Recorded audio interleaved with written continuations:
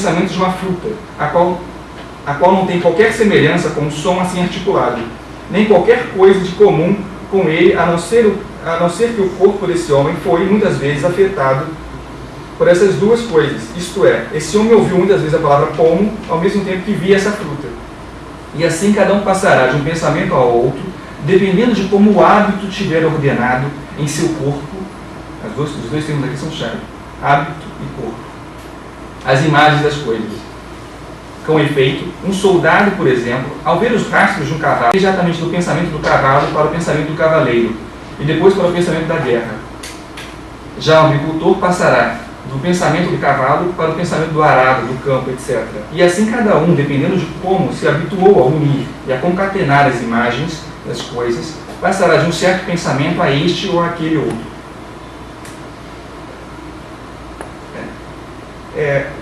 Nós usamos o termo aqui incidere, né, no latim, que transmite essa ideia de passar.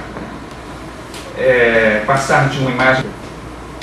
E o uso do termo denota, inclusive, a ausência aqui de um arbítrio do sujeito. Né? Essa é uma concatenação, é uma associação.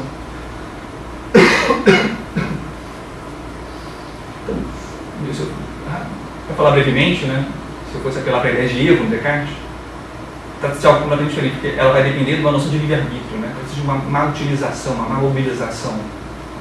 Vontade e entendimento são coisas diferentes. O que é um paradigma que a gente está tratando aqui. Estamos aqui imersos no que Spinoza denominou automatismo espiritual, que denota precisamente o modo como as ideias resultam umas das outras de forma necessária. É impossível encontrar o princípio orientador do encadeamento das ideias numa vontade separada do pensamento. A parte que cabe ao sujeito à significação é um ato necessário que se insere no processo natural. O intérprete é mais um ator do que o autor da cena em que ele é compelido a atuar. Automático, nem por isso poderá dizer, obviamente, que seja caótico. Na verdade, como bem demonstra Hume, existem regras de associação que lhe garantem uma certa constância. Segundo Spinoza, o encadeamento de imagens depende sempre da constituição do intérprete, do engenho, como o Francisco estava falando, né?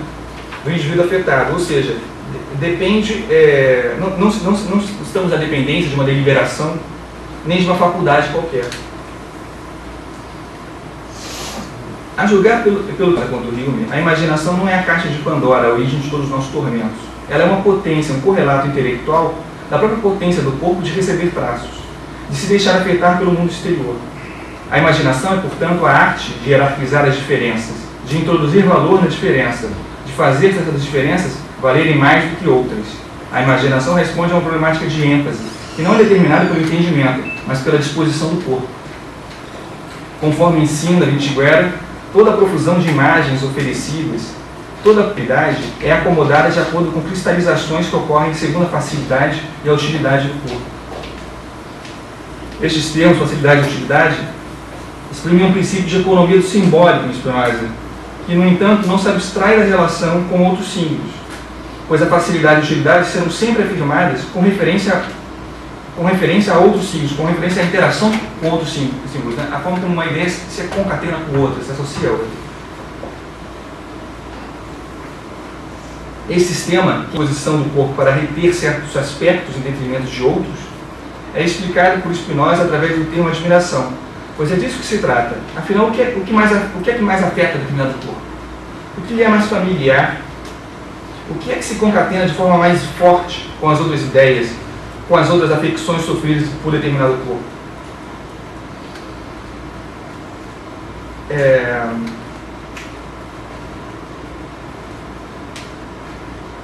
A mente não pode imaginar o número exato de coisas singulares, né?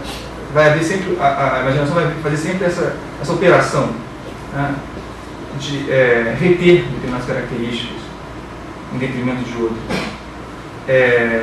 de acordo com essa economia do simbólico que a gente está falando.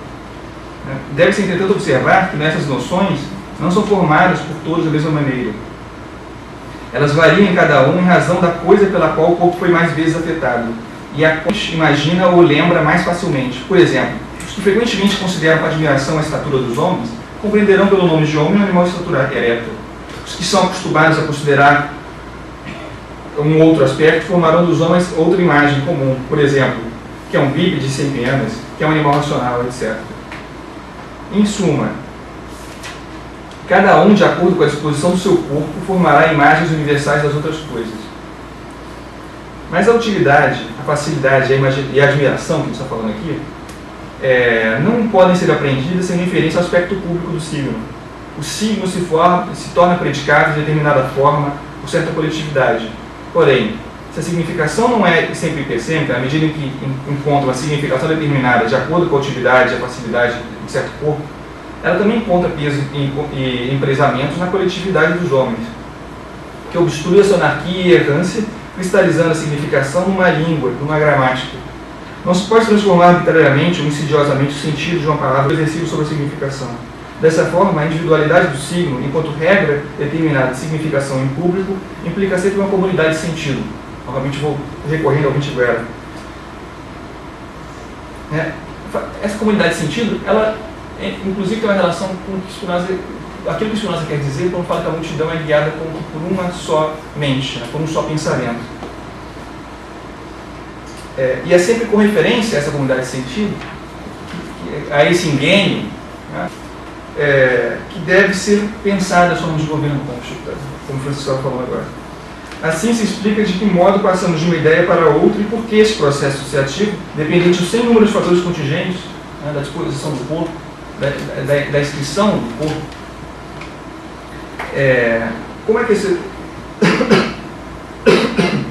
que se adquire constância aí? Afinal, o que Spinoza está tentando responder, os intérpretes da Spinoza, é explicar por que certas imagens se associam da mesma maneira para um amplo conjunto de indivíduos. Ainda que as ideias que se formam em nós sejam resultado da ação de corpos exteriores sobre nós, ou seja, ainda que tenhamos ideias de coisas existentes fora dos nossos corpos, nós não deixamos o universo da imaginação. E aqui eu estou voltando ao começo, na verdade é essa fala do Hume que mobilizou o trabalho. Fixemos a nossa atenção fora de nós tanto quanto possível. Lancemos a nossa imaginação para o céu ou para os limites extremos do universo. De fato, não avançamos um passo para além de nós próprios. Nem podemos conceber nenhuma espécie de existência a não ser as percepções que aparecem nesta área limitada. Este é o universo da imaginação e não temos nenhuma ideia que lá não seja produzida. O mais longe que podemos ir no caminho de concepções dos objetos exteriores, considerados especificamente diferentes, formar deles uma ideia relativa, sem pretender compreender os objetos relacionados. Falando de modo geral, não os supomos especificamente diferentes, apenas lhes atribuímos diferentes relações, conexões e durações. O que parece importante destacar também é que as ideias não são quadros mudos. Isso decorre necessariamente do que eu estava dizendo. As ideias são modos do pensamento, atos de percepção e intelecção. Quando pensamos estar em algum lugar, vestidos com chão, sentados com feira, não nos é facultado duvidar disso voluntariamente. Se nos fosse facultado duvidar voluntariamente daquilo que pensamos, teríamos de falar necessariamente de um lugar no pensamento que estivesse situado fora do pensamento. Isto é, teríamos de supor a existência de um império da vontade intelectual dentro do encadeamento necessário das ideias. Teríamos que pensar numa roda de fuga do automatismo espiritual. Spinoza diz: quem tem uma ideia verdadeira sabe ao mesmo tempo que tem uma ideia verdadeira e não pode duvidar da verdade da coisa. Diz também: não há na mente nenhuma volição ou uma negação além daquela que a ideia enquanto ideia envolve. É o problema de se separar a vontade desse encadeamento de ideias, de colocá-la como um árbitro desse encadeamento. Spinoza rejeita a dúvida cartesiana, dúvida essa que deve ser compreendida como voluntária e metódica. Trata-se esse paradigma da dúvida de um paradigma centrado no sujeito. Em Spinoza, e isso se nota desde o Tratado de Correção do Intelecto, que é a propriedade do objeto e não do sujeito. Nesse sentido, é que eu estou seguindo um horror. Nesse sentido, a hesitação da mente é uma flutuação entre dois objetos. A rigor, não se pode chamar essa hesitação de dúvida, senão apelando para seu sentido etimológico, enquanto também se bifurca. A dúvida voluntária cartesiana é algo impossível, uma contradição. Isso significa, mais uma vez, que não podemos resolver o problema da imaginação pensando em uma espécie escapada em relação ao pensamento, como se dependêssemos de qualquer espécie de rota de fuga do automatismo das ideias.